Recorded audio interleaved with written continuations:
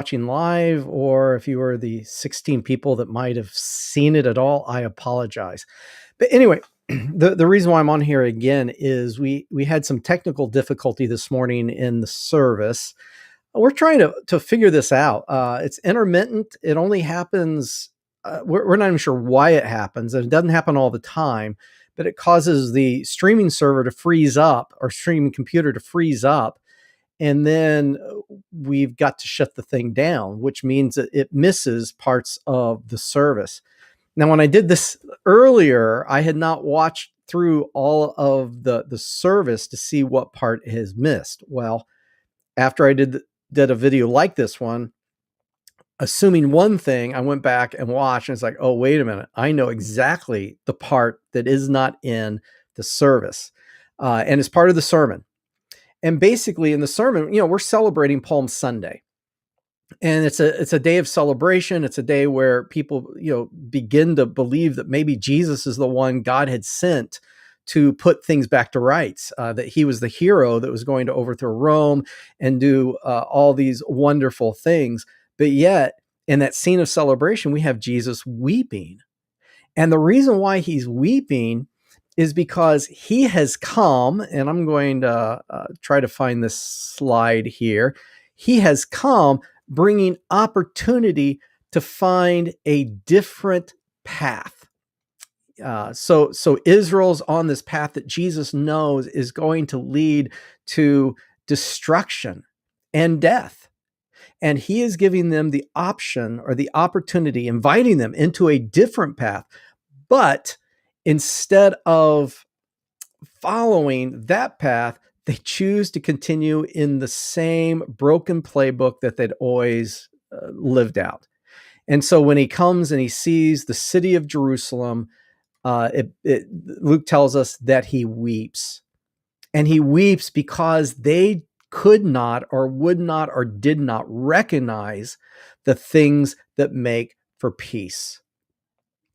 And Jesus seems to know if they continue on the path that they're currently on, that it's going to end in destruction. And 40 years later, it does. In fact, the temple is still destroyed. It's just the western wall is all that's left. And I brought up last week, this is the part that was missing from the live stream. And so it's the part I wanted to really focus on. I brought up Mary and Martha. And last week, I looked at their story through the eyes of discernment. And the question is, what would cause Mary to step outside of societal and cultural expectations that would say she should be in the kitchen with Martha, helping to prepare a meal for all the men? What would cause her to step outside of those very strong expectations and sit at the feet of Jesus and listen, not as a woman in that culture, but as a disciple? And the only thing that I can figure out is the fact that somehow she recognized something that the others didn't. Recognized that somehow this time with Jesus was different than any other time. And so she chose a different option instead of following that same old broken playbook of cultural expectations. She chose to sit at the feet of Jesus and listen. And Jesus weeps over Jerusalem. Again, there's the passage, because they could not recognize the time that they were in. And Jesus continues and he says, the day's going to come when your enemies will set up ramparts around you and surround you and hem you in on every side. And that's exactly what happened. And Jesus says this all happens because, if you see it there at the bottom, because you did not recognize the time of your visitation from God. He's saying this, my friends, is an opportunity, because that's what Jesus does. He brings opportunity to find life and life abundant.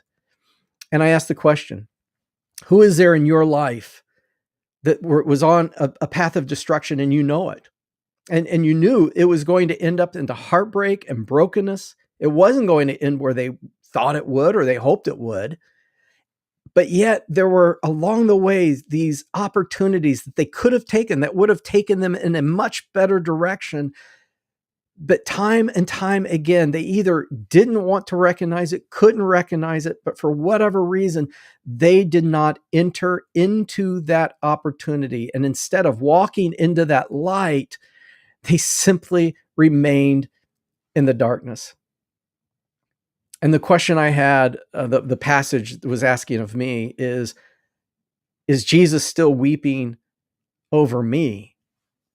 Because Jesus brings opportunities for life and life abundant into my life as well. Before Jesus entered into Jerusalem, Luke tells us that he tells this parable.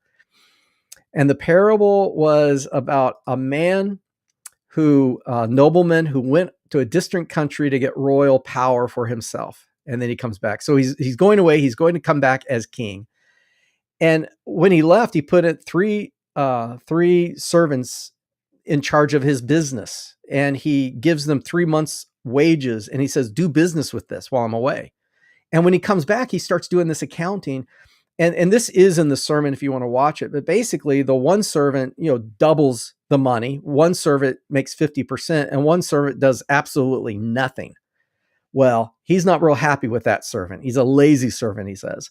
But then there was this other group that when he left, they sent a delegation saying, "We don't want him to rule over us." And when he comes back, he says, "For these enemies of mine, bring him here and slaughter them in my presence," because that's how kings and kingdoms work. You don't want someone, an enemy in your kingdom. But here's the question. Where do I fall in all of this? Jesus is inviting me into a new path, and I can continue on that same path with the broken relationships and broken promises and a broken life, or I can choose to say yes to Jesus' invitation. That's really what I wanted to get to this morning, because I think far too often we don't recognize, we're just like Israel, we don't recognize that he is visiting us now, that he is inviting us now. And we have the opportunity to say yes to that and find life and life abundant. But instead, we continue on the same playbook with culture making all sorts of promises that, quite frankly, culture just cannot fulfill. But the world tells us, well, just wait, just try a little harder, you'll get there. And we believe it. And we work longer and we work harder and we try so hard. And it's just always just outside of our fingertips. But what Jesus offers us is love. This week, Good Friday, we celebrate the fact that he gave his life for us. He went to the cross. He died so that we might live. And this is the invitation he invites us to, that we say yes to him and we align our lives with him. We can find life, that life abundant, that life of joy and of peace. Again, it's not just about saying yes. It's about aligning ourselves with him. It's about following him. It's about doing things his way rather than our own. It's about following his path rather than these broken pathways that we usually find ourselves on. And that invitation is open to you. So that was really what I was hoping to get to in the sermon. And just let you know that I truly do hope that you would not let this time pass you by. That maybe this is the time to truly say yes to Jesus. Now, this is live, and I don't know if anyone's put anything in the chat. It doesn't look that way, so that's fine. That's fine. But nevertheless, I pray that this Sunday finds you well, and that you would just sense God's love and his blessing and say yes to the invitation that Jesus brings.